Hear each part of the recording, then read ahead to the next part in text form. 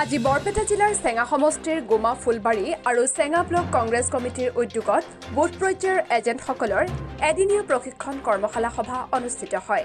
সেই উপলক্ষে আজি দিনৰ 10:30 বজাত চেঙা উন্নয়ন খণ্ডত সমূহীয়া ভৱনত এখন সাধাৰণ সভা অনুষ্ঠিত কৰা হয়।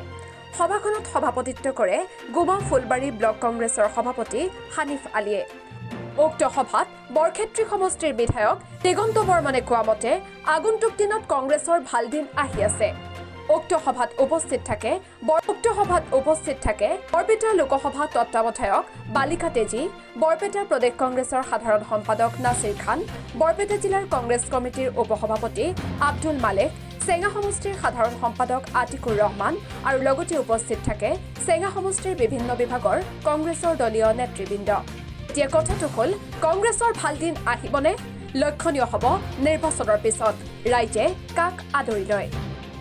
আজি আমি চেঙা আৰু গোমা ফুলবাৰী ব্লকৰ যুটীয়া উদ্যোগত আৰু বৰপেটা জিলা কংগ্ৰেছৰ সক্ৰিয় সহযোগত আমি ইয়াত ব্লক বুথ লেভেল এজেণ্টসকলৰ এটা প্ৰশিক্ষণ শিবিৰ আমি ইয়াত আয়োজন কৰিছোঁ।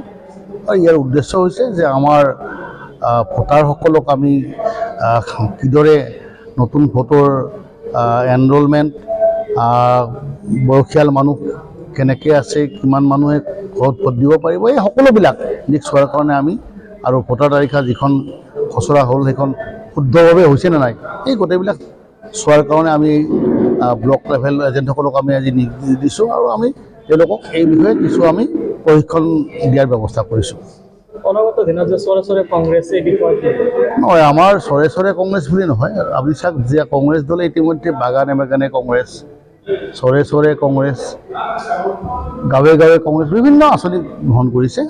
চৰে কংগ্ৰেছৰ কাৰণে ময়ো ইয়াত মিটিংখনত আছিলোঁ, হোৱা কথা আছিলে, কিন্তু কেতিয়াবা বিভিন্ন কামত অলপ কিছুমান প্ৰগ্ৰাম আমি ডিফাৰ কৰিবলগীয়া হয়। উদাহৰণস্বৰূপে এতিয়া আমাৰ মাননীয় ৰাহুল গান্ধী ডাঙৰীয়া আমাৰ ভাৰত নাই যাত্ৰাত অংশগ্ৰহণ কৰিব আৰু তেওঁলোকৰ আমি সৌভাগ্য যে আমাৰ নলবাৰী বৰপেটা জিলা হৈ পাৰ হৈ যাব।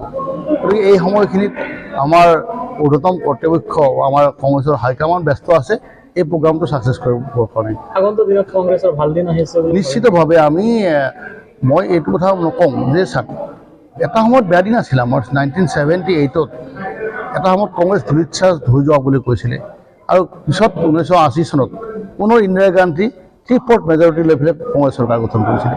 গতিকে সময়ত এইবিলাক আহ্বান, কেতিয়াবা ভাল দিন আহে, কেতিয়াবা বেয়া দিন আহে, আৰু মই নিশ্চিতভাৱে এই বিজেপিয়ে যিবিলাক কাম কৰি আছে এতিয়া কিছু বুজিছে আৰু কিছু বুজিবলৈ বাকী আছে ৰাইজে। আৰু যেতিয়া ৰাইজে এই কথাবিলাক গভীৰভাৱে বিবেচনা কৰিব আৰু নিশ্চিতভাৱে বিজেপিৰ বিৰুদ্ধে তেওঁলোকে ভোটদান কৰিব।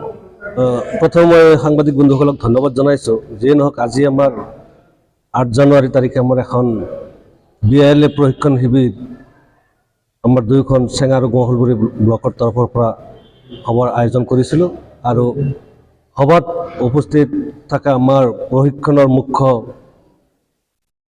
আমন্ত্ৰিত ব্যক্তি বৰক্ষেত্ৰী সমষ্টিৰ সন্মানীয় বিধায়ক দিগন্ত বৰ্মন ডাঙৰীয়া আৰু আমাৰ APCCৰ পৰা বিষয়ববীয়াসকল আৰু আমাৰ বৰপেটা জিলাৰ সন্মানীয় সভাপতি আজিৰ সভাত উপস্থিত থাকি আমাৰ এইখন সভা সাফল্যমণ্ডিত কৰাৰ কাৰণে তেখেতক আমাৰ দুয়োখন ব্লকৰ তৰফৰ পৰা আমি অশেষ ধন্যবাদ জনাইছোঁ আৰু নতুন বছৰৰ শুভেচ্ছা জনাইছোঁ। গোমলবাৰী ব্লক কংগ্ৰেছৰ উদ্যোগত আৰু চেঙা ব্লক কংগ্ৰেছৰ উদ্যোগত এখন BILA প্ৰশিক্ষণ কৰ্মশালাৰ বাবে এখন সভাৰ আয়োজন কৰা হৈছিল। উক্ত সভাত বৰক্ষেত্ৰী সমষ্টিৰ সন্মানীয় বিধায়ক দিগন্ত বৰ্মন ডাঙৰীয়া, উপস্থিত বৰপেটা জিলা কংগ্ৰেছৰ সভাপতি, APCCৰ পৰা বিভিন্ন পৰ্যায়ৰ নেতাকৰ্মীসকল উপস্থিত আছিল। গতিকে এইখিনিতে মই সকলো নেতাকৰ্মী আৰু BILA আৰু মণ্ডল কংগ্ৰেছৰ সভাপতিখিনিক মই আমাৰ দুয়োখন ব্লকৰ তৰফৰ পৰা আমি ধন্যবাদ জ্ঞাপন কৰিছোঁ। অনাগত দিনত বা আগন্তুক দিনত আমাৰ কংগ্ৰেছখন কেনেকৈ আগবাঢ়ি যাব পাৰোঁ সেই বিষয়ে বহুত আলোচনা বিলোচনা কৰা হ'ল। গতিকে সদৌ মই ব্লকৰ তৰফৰ পৰা সকলো নেতাকৰ্মীক মই ধন্যবাদ জ্ঞাপন কৰিছোঁ। বৰপেটাৰ পৰা জাকিৰ জামান ৰিপৰ্ট, অমৃত নিউজ। অমৃত প্ৰবাহ অসমীয়া সাপ্তাহিক কাকতৰ ডিজিটেল সংস্কৰণ অমৃত নিউজ, সত্যৰ সন্ধানত অমৃত নিউজ।